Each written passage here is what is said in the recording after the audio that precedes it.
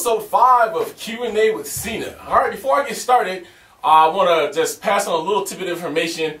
If you are posting video questions, you have to post those and make them a response to the question video. I got some emails, some people saying that I forgot, I didn't do their video question.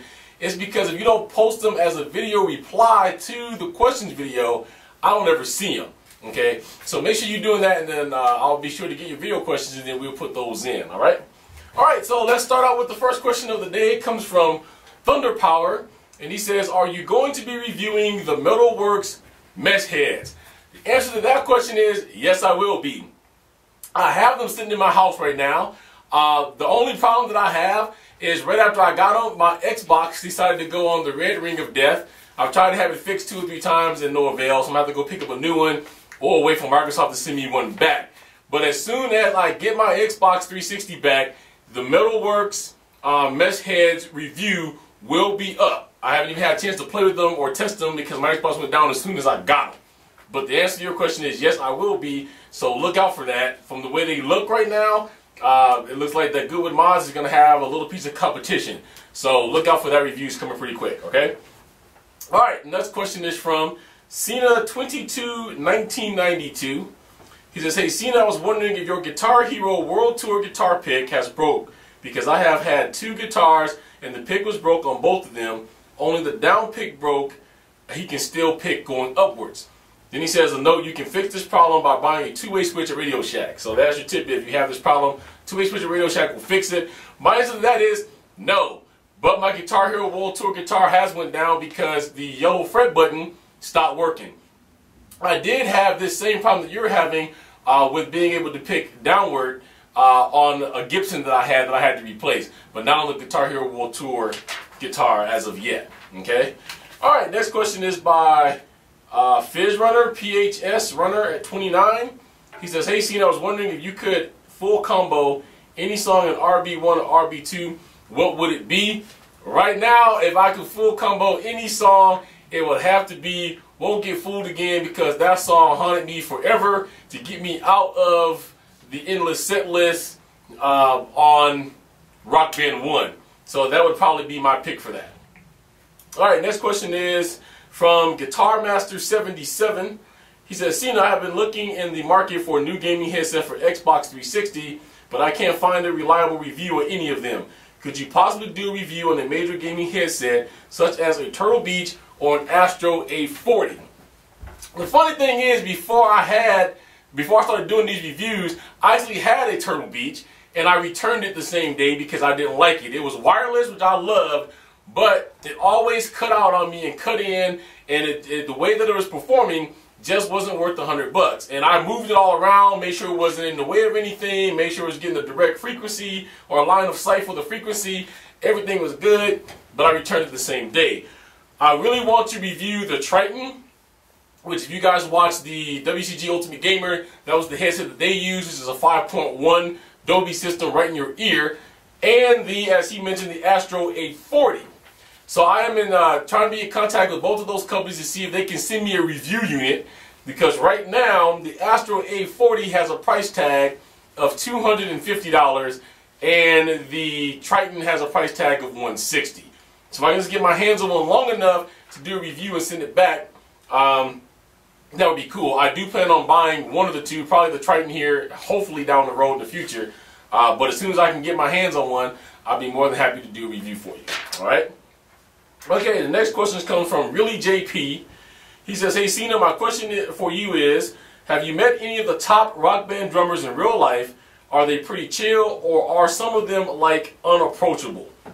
Keep doing what you're doing, ReallyJP." Well, answer that question, I have not met any of them in real life, but I will in a couple of weeks' time. I will get to meet I Buy Pretty Hard in person, as well as Some Guy 913. Also, I'm going to be meeting Bill TV Show. Now, even though I haven't met any of these guys in person, I've had the most contact with Lee, who is I Buy Pretty Hard, and with Steven, who is Bill TV Show. From what I can tell over the phone, and also when I talk to them online, they're excellent guys.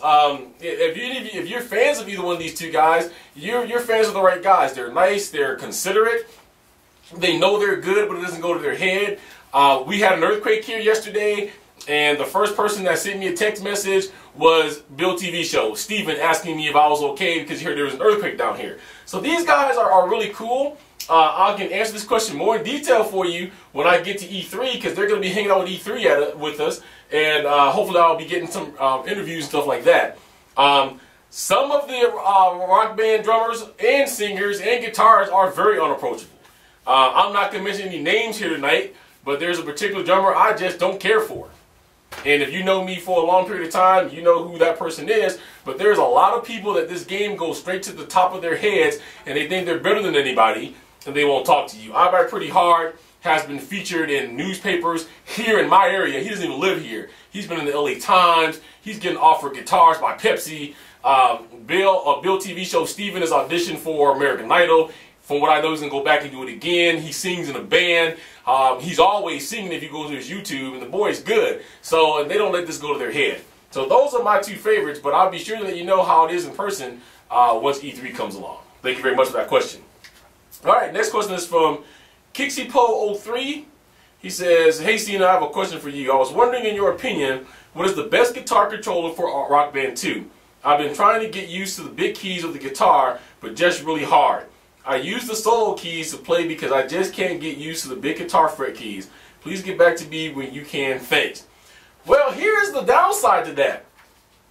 They make tons and tons of smaller guitars for the PS2, PS3, and they make none for the Xbox 360. So unfortunately right now, the only thing that, if you're playing Xbox 360, I didn't really pay attention to that. I'm assuming that you are. If you're not, if you play with the PS2, PS3, you can head down to Best Buy, and they have smaller guitars with smaller frets. But on the 360, you're stuck with the Rock Band 2 guitar, or you're stuck with the Gibson, or you're stuck with the Guitar Hero World Tour, which all of them have decent sized frets. Not big enough for my fingers. The Starpex is my favorite Rock Band guitar, if I could get that to go to the 360 because of the size of the keys. But for you, unfortunately, if you're playing on the 360, these are as small as they get next to the fret keys. If you're on the PS2, PS3 again, go to Best Buy, check them out. They're right in the Xbox or the PS2 section, and you can. They're a little smaller guitar. They have smaller keys too. Okay. Thanks for that. Next question is CandyMaker789 says, "Hey Cena, I use a lot of heel toe, so I'd like to know if the rock pedal or the destroyer pedal has a longer footboard, and if so, by how much? Thanks and keep rocking out." From memory, I do think that the rock pedal has a slighter, longer footboard by about a couple of inches. Not by very much.